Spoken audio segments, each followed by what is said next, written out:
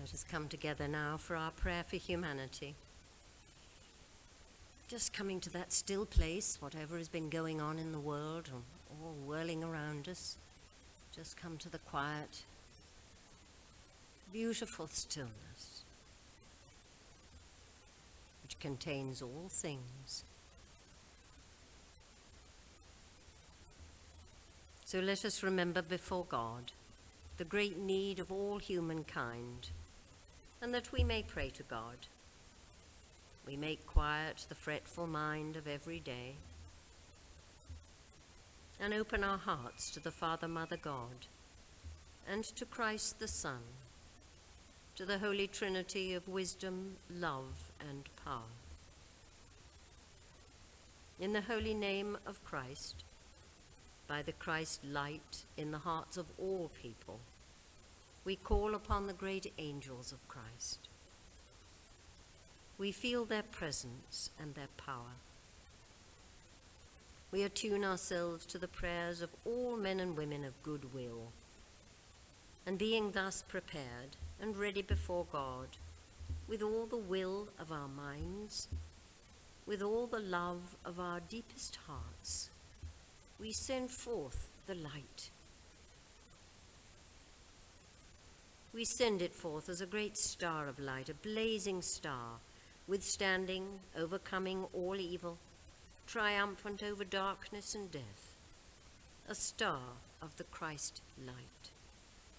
By all the power of Christ within our hearts, we send forth the light.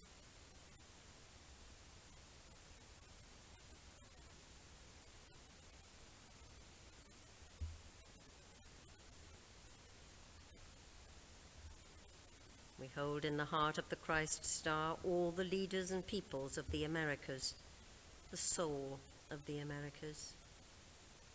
May the light of the Christ star awaken the wisdom of the ancient Sun Brothers in the hearts and minds of all the people of the Americas, to bring peace, healing, and brotherhood to all of life.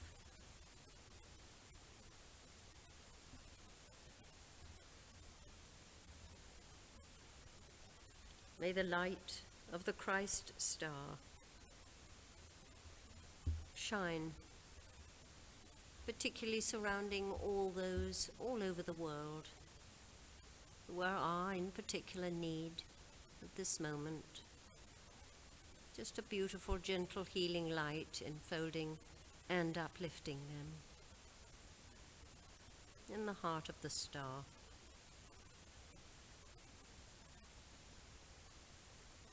And particularly anyone known to us personally who is in need of this help or healing. You just see them strengthened and illumined in this beautiful light.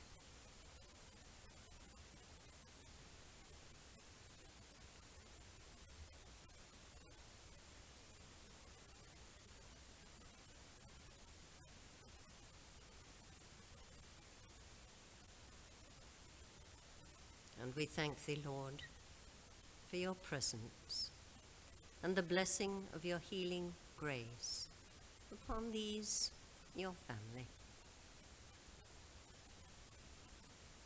Amen. Amen. Amen. The reading for today is taken from that wonderful book, Earth Healer, and is called The Great Spirit, Source of Creation. Our Native American brothers and sisters learned through their observation of nature and by living in natural conditions some of the secrets of the invisible power which is called the Great Spirit. All the aspiration of the people went out to this invisible Great Spirit, or God, which they recognized in their hearts in all its manifestations of life, in the growing corn, in the falling rain, in the warm sunshine, in the trees and the wild flowers. They blessed the roots and the seeds with the light of the Great Spirit before they were planted. They directed the light into the earth. In all the natural life of their world, they recognized the Great Spirit everywhere as a giver of life, a giver of food, a source of light and power. They learned to accept all as being good, for they understood that the Great Spirit was in supreme command. They knew that the Great Spirit sent forth the command, and the stars and planets and the great planetary beings and angels, right down to the little nature spirits, obeyed the command. This was not only a Native American tradition. Many ancient races did this. The ancient people were more attuned to the forces of nature than you are today, and they were more attuned to the spiritual forces behind material life. These people, because of their simplicity, were more open to what we call the light. Yet you are all channels for this light, for the Spirit, for you are spirit just as much as they, part of the Great Spirit, God. The spiritual light pours like a broad river through many channels, or like a wide beam from a searchlight of a strength you cannot conceive with your earth mind. The Great Spirit is forever pouring out light upon humanity. So much work lies all around you waiting to be done. Part of that work is to open the eyes of people on earth to the true values of life and to an understanding of eternal life and of the Great Spirit. The Great Spirit is the love and light of the new age of brotherhood and spiritual life unfolding in human beings and all creatures, and in the very substance of the earth itself. Never forget this. You have to live your life so that you gradually expand your consciousness to embrace the heaven world, the golden world of spirit. The more you open yourselves to it, the closer it will come, and so transform your life. It will bring into your heart a harmony and happiness into all human life.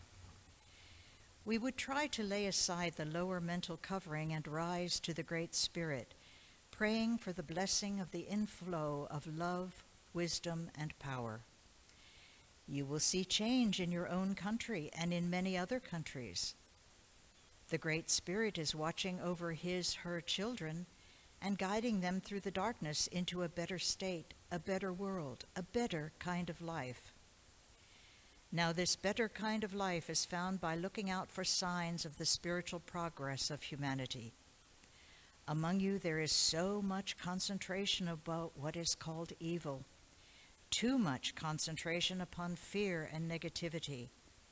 When you see what you call darkness and evil, or so-called sin and crime, by their side is exactly the same outburst of light. Therefore, do not bemoan what you call evil. Light and darkness work together. Sometimes the earth is referred to as a dark planet, as this is a very dark world in comparison with those realms of light and beauty above. So the purpose of life on this earth planet is that spirit, your spirit, will shine within the darkness. Always there is this penetration of the one source, the one principle of all life, to the earth itself. That one principle is light, and it is called love. It permeates every sphere and every plane of life. That secret power is the same power as the light that creates all beauty in life, and humanity contains the secret. Do not forget, in concentrating upon this light, that the same light shines in every living soul. You are here, you are light, and you have to shine out through the darkness. If your light is used for the upliftment and blessing of the earth, it will bring to the earth and through the world the golden age.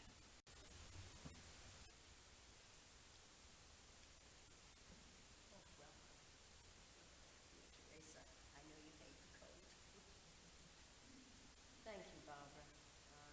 Beautifully read.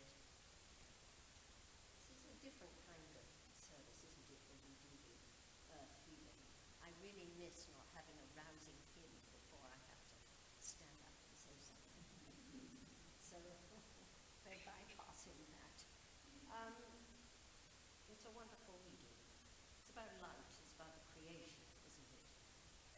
interesting that all over the world, all with the indigenous peoples all over the world, they've all got their own story of creation.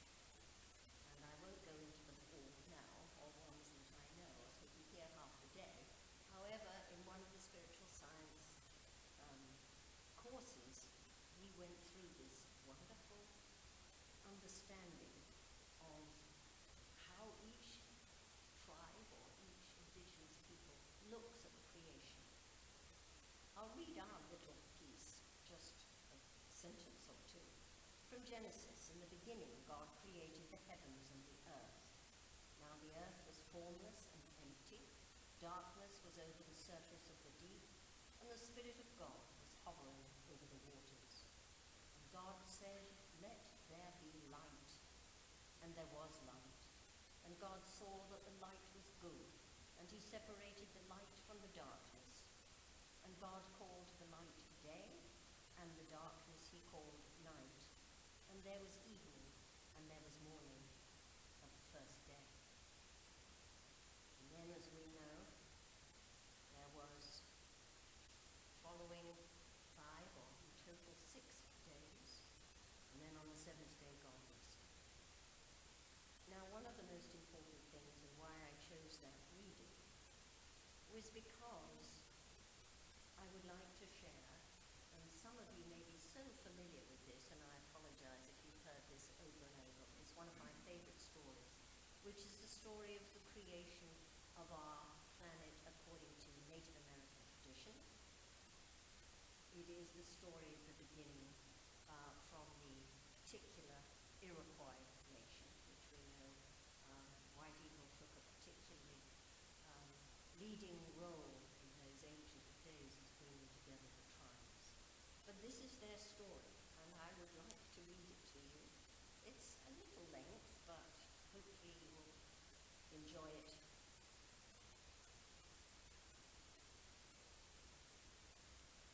It's called Sky Woman Falling, and actually this version is taken from the Braiding Sweetgrass book by Robin Wall Kimmerer. She fell like a maple seed, pirouetting on an autumn breeze. A column of light streamed from a hole in the sky world, making her path where only darkness had been before. It took her a long time to fall. In fear, or maybe hope, she clutched a bundle tightly in her hand. Hurtling downwards, she saw only dark water below. But in that emptiness there were many eyes gazing up at the sudden shaft of light. They saw a small object, a mere dust mote in the beam. As it grew closer, they could see that it was a woman, arms outstretched, long black hair billowing behind as she spiraled towards them. The geese nodded at one another and rose together from the water in a wave of goose music. She felt the beat of their wings as they flew beneath to break her fall. Far from the only home she'd ever known, she caught her breath at the warm embrace of soft feathers as they gently carried her downwards. And so it began. The geese couldn't hold the woman above the water for much longer, so they called a council to decide what to do. Resting on their wings, she saw them all gather, loons and otters, swans, beavers, and fish of all kinds. And a great turtle floated in their midst and offered his back to her to rest. Gratefully she stepped from the goose wings onto the dome of the turtle's shell. The others understood that she needed land for her home and discussed how on earth they might help her need. The deep divers amongst them had heard of mud at the bottom of the water, and so they agreed to go and find some. Loon dove first, but the distance was too far, and after a long while he surfaced with nothing to show for his efforts. One by one, the other animals offered to help, otters and beaver and sturgeon, but the depth, the darkness, and the pressures were too great, even for the strongest of swimmers, and they returned gasping for air, with their heads ringing, and some did not return at all. Soon there was only little muskrat left the weakest diver of all, but he volunteered to go, while the others looked on doubtfully. His small little legs flailed as he worked his way downwards, and he was gone for a very long time. They waited and waited and waited for him to return, fearing the worst for their little relative. And before long, a stream of bubbles rose with the small, limp body of the muskrat. He'd given his life to aid this helpless human. But then the others noticed that his paw was tightly clutched, and when they opened it, there was a small handful of mud. And Turtle said, "Here, put it on my back, and I will hold it." Sky Woman bent and spread the mud with her hands across the shell of the turtle. Moved by the extraordinary gift of all the animals, she sang in thanksgiving and then began to dance, her feet caressing the earth. The land grew and grew as she danced her thanks, and from the dab of mud on the turtle's back, until the whole earth was made. Not by Sky Woman alone, but from the alchemy of all the animals' gifts, coupled with her deep gratitude, and together they formed what we know today as Turtle Island, our home, the Americas. One of the things about the Native American stories, and so many other indigenous stories, is that we look at the collective instead of God made the earth and no one else was included. Now, every single one of us is part of this creation, and every single one of us have this light inside to share. And so this brings an understanding, doesn't it, that we're all part of the earth, not something outside of ourselves to be used or abused or taken advantage of. The earth is us. You know, it's rather like a limb. If we have an arm or a hand, if we could get to the point where we realize that the earth planet itself is us, and how we use it and how we honor it is so very important. Thich Nhat Hanh writes, "A lot of fear, hatred and anger and feelings of separation and alienation come from the idea that we're separate from the planet. We see ourselves as the center of the universe and are concerned primarily with our own personal survival. If we really care about the health and well-being of the planet, we do so for our own sake. We want the air to be clean enough for us to breathe. We want the water to be clear enough so that we have something to drink. But we need to do far more than use recycled products or donate money to environmental groups. We have to change our whole relationship with the earth. At this very moment, the earth is above, below, and even inside us. The earth is everywhere. Everything around us comes from the earth. We are comprised of the elements of the earth, aren't we? Earth, air, fire, water. Every breath we take comes from the interaction of the creative forms on earth, the great trees. Perhaps in our growing awareness, our growing love for our Earth Mother, we can really begin to integrate into a true relationship with her. Remember always the Native Americans talk about their relations. And one of our relations is the Earth Mother. Could we think of her as really part of our souls, part of our physicality, part of our mental and emotional lives? All is connected to her, and our planet all of one body. When we begin to think about the planet as something that is ourself, rather than something we just walk on or reap the benefits of, we find a whole new relationship. It's like taking a wonderful walk, isn't it, among scented feeling the squish of the earth as I did this morning under the frost all the beauty that's been given to us, which most of us really ignore, simply because we're human. We don't think about it. It's something outside of ourselves instead of part of ourselves. So what can we do to strengthen our relationship? Could we incorporate something into our daily lives that will connect at a much deeper level with our Earth Mother, to deepen our regard for her? Take note of that which we place in and on her.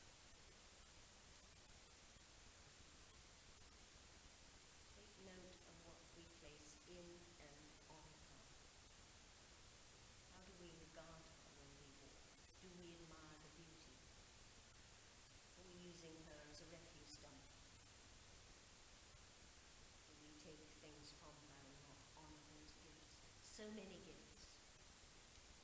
We can begin, as always, we begin with things at a spiritual level or a heart level, changing our thoughts, taking a little time out, perhaps, to thank her for supporting the human family and realize that she is alive and she feels and absorbs everything. We must learn to respect and to love her.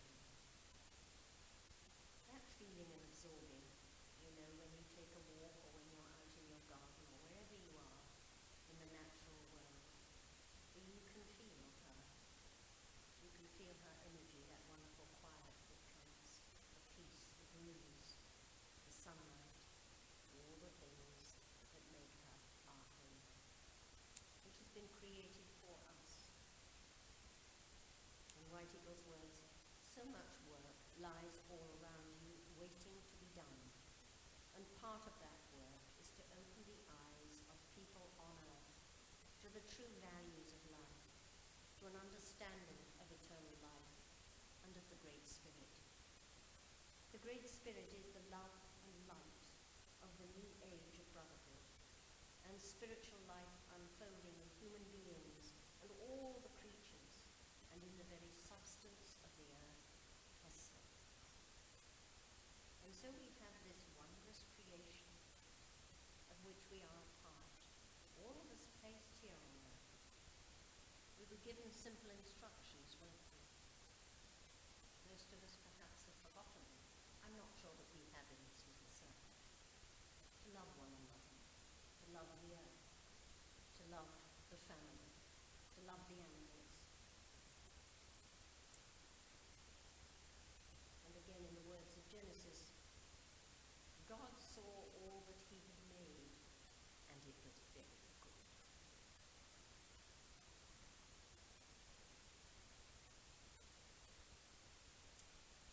Now, we would normally follow with the healing service. Instead of that, we're going to just come into a place of quiet to visualize our Earth Mother and all her beauty and all the light that surrounds her, the constant regeneration,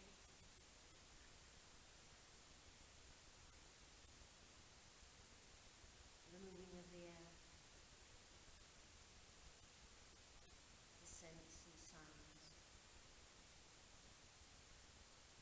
May we perhaps, in our daily life, at least once a day, give thanks for this planet upon which we stand,